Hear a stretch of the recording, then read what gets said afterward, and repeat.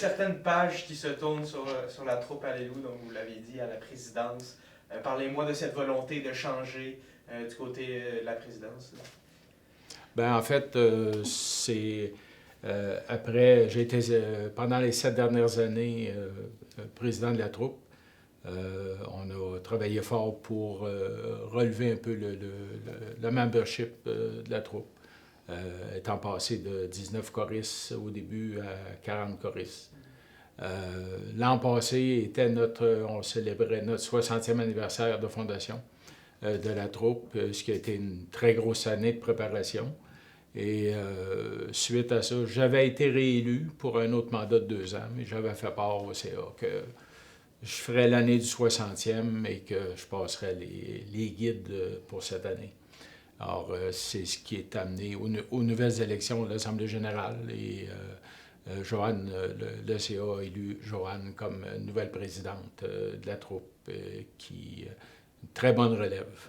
Très bonne. Comment est-ce que vous accueillez cette élection-là, ce défi-là aussi? Bien, c'est un beau défi. C'est sûr que ça m'a surprise, je ne m'attendais pas à ça. J'étais déjà dans la direction depuis 1 an, mais c'était un beau défi à relever. Et on a une belle équipe, on a un beau CA, on est 7 membres. Puis vraiment, c'était un beau travail. La première année pour moi, j'ai adoré. Et oui, Michel nous avait préparé. On espérait qu'il resterait comme président, mais on comprend très bien aussi qu'il y avait beaucoup donné, mais qu'il reste comme directeur. Et bon, moi, c'est une première année. C'était des gros défis cette année parce qu'il y a eu aussi beaucoup de changements au niveau de la direction chef de chorale et même pianiste accompagnatrice.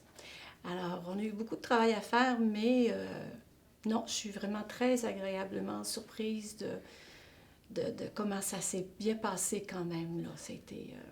C'est un beau défi. Parlez-moi peut-être de ces défis-là que vous avez dû surmonter. Je pense qu'il y a eu beaucoup de mains à la pâte à aller chercher de nouvelles personnes dans notre équipe pour évidemment garder la même qualité qu'on veut de la troupe Alléluia. Effectivement, c'était un défi parce que moi, comme je disais, ça faisait 3 ans seulement que je suis dans la chorale. Mais je me suis bien vite rendu compte qu'on s'améliorait beaucoup. On avait Mme Peggy Bélanger, qui est bien connue dans la région comme directrice artistique et comme chef de chœur. C'était vraiment une excellente personne avec qui on pouvait avoir confiance et on apprenait beaucoup, beaucoup, beaucoup. Alors, il n'était pas question qu'on recule et qu'on baisse de niveau. Mais Peggy, elle a quand même une maîtrise en musique. C'est une enseignante.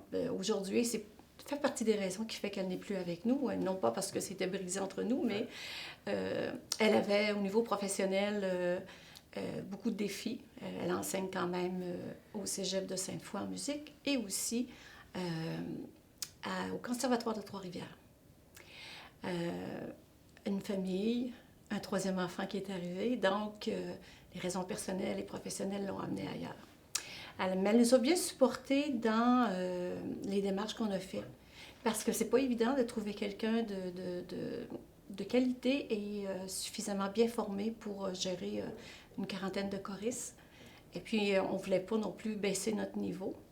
Alors, on a trouvé une très bonne personne en la présence de Mme Catherine-Élisabeth Loisel, qui a une maîtrise aussi en musique, qui est aussi présentement en fait un doctorat. Elle a 4 chorales où elle gère 4 chorales en même temps. Et c'est la première dame qui a été nommée chef de chorale, chef de chœur pour l'Opéra de Québec. En 2024. Oui, c'était la première femme qui a été nommée. Ça a toujours été des hommes. On a vraiment une personne de très bonne qualité qui vient de Québec à toutes les semaines, ou presque. Mais il y avait beaucoup de gens qui auraient pu remplir ce poste-là, mais c'est de trouver quelqu'un qui était disponible dans ces moments-là. Je vous dirais qu'on a envoyé des courriels, on a fait des affiches de poste, on a contacté une dizaine de personnes comme il faut. J'ai parlé à plein de gens par courriel, par téléphone. Finalement, heureusement, on a quelqu'un qui a dit « Je ne suis pas complètement disponible, mais je pense que je vais m'organiser pour l'être. » Puis on est bien content de son choix. Puis elle aussi semble bien contente de son choix aussi. Le changement, qui est peut-être pas espéré par tout le monde, c'est l'annulation de votre spectacle annuel au mois de juin.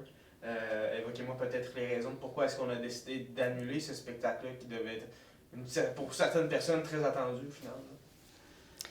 Oui, c'est un spectacle qui était très attendu. On l'a fait depuis quelques années, accompagné de 5 musiciens professionnels et que c'était toujours bien apprécié. Et les gens doivent se poser la question pourquoi il n'y a pas de billets présentement en vente. Alors, elles ne sont pas en vente parce qu'on a dû l'annuler. On a l'annulé parce qu'il fallait prévenir aussi les musiciens d'avance. On s'est retrouvés avec plus de chefs de chorale. Alors, ça nous prenait quelqu'un de bien expérimenté et avec suffisamment de connaissances. On a cherché longtemps et effectivement, on a trouvé seulement au mois de février. Alors, vous comprenez que de février à juin, c'est pas suffisant pour préparer un spectacle d'une vingtaine de chansons. L'événement de préparer un concert à Lelou, on travaille 10 mois pour monter un répertoire parce qu'on chante sans cahier, c'est du par cœur. Alors, souvent, les troupes chorales, vous allez les voir travailler, même en concert avec leur cahier, leur partition. Chez nous, ça n'existe pas. On apprend toutes les chansons par cœur, peu importe la langue. Et pour arriver à ce phénomène-là, bien évidemment, ça prend beaucoup de temps. C'est 10 mois de préparation à un concert. Et de plus, à part le phénomène de la chef de chœur, il a fallu aussi trouver une répétitrice, une pianiste. Okay. Parce que la pianiste qu'on avait également, Marie-Hélène Greffard, bien connue ici à Montmagny, nous a quittés parce que Marie-Hélène a beaucoup d'autres défis et est rendue organiste parce que sa formation de base, c'est l'orgue. Et elle a obtenu un poste en résidence au Palais Montcalm à Québec. Alors, plus ses contrats personnels, c'est son enseignement, parce qu'elle a des élèves aussi en suivi. Alors, il a fallu trouver une pianiste. Puis heureusement, par l'entremise de Peggy encore, notre ancienne chef de chœur nous a beaucoup aidés. On a réussi à dénicher une excellente pianiste. C'est Marie-Pierre Étier, qui est une jeune femme qui s'est établie à Lillet en automne 2024. Elle aussi elle a un baccalauréat en musique, jazz et classique, populaire. Elle est vraiment très bonne. Elle donne des cours de musique, elle donne des cours de piano à des gens de tout âge. Elle est bien établie dans la région. Et on est bien contents. Alors, c'est sûr que nous, on va faire notre prochain spectacle annuel qu'on appelle, on ne le fera pas cette année, mais on va le refaire en juin 2027. Et puis, ça va être sous le même genre de formule qu'on va faire. Habituellement, on fait nos spectacles à la salle Edwin Bélanger, ouais. C'est ça, à la DLS. Et puis, c'est ce qu'on compte faire. Deux représentations. D'ici là, c'est sûr que nous, on aime chanter. En fait, le but qu'on fait, c'est chanter parce que ça nous rend heureux. Hein? On a du plaisir à le faire ensemble, toute la gang. Et puis, ça rend les gens heureux aussi. C'est ce qu'on constate partout où on va chanter.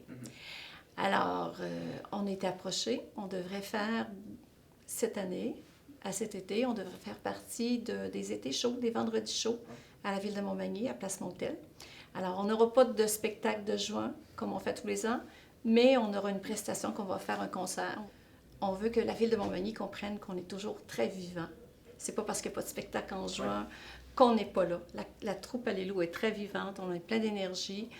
On veut vous montrer qu'on est encore là. Donc, ça va être sous le thème, puis ça correspond à ce que je pense que les gens ont besoin de ce temps-ci, c'est de l'espoir.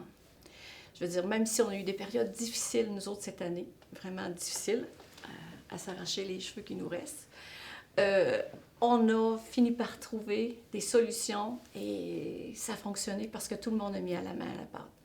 Alors, c'est un peu le message qu'on va véhiculer avec nos chansons.